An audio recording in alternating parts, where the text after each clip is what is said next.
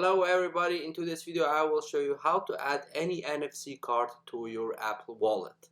So here is actually an official guide I found by Apple. So how to add a debit or credit card on your iPhone. Number one, in the Wallet app, tap the add button like the plus icon here. Tap debit or credit card to add a new card.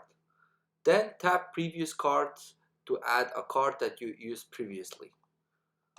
Second step is tap continue, and number three, follow the steps on the screen to add a new card.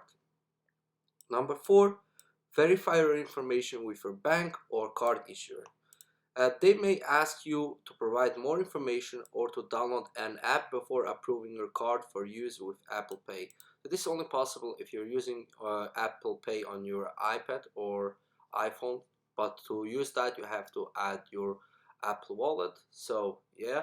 And number five, if you have a paired Apple Watch, you have the option to also add the card to your watch. Also cool to know. Eligible card issuers will also allow you to connect your account to view transaction details and account information in the Wallet app. So yeah, how to add a debit or credit card to your Apple Wallet is also included. But I don't want to make this tutorial longer because this is the main thing I want to guide you through.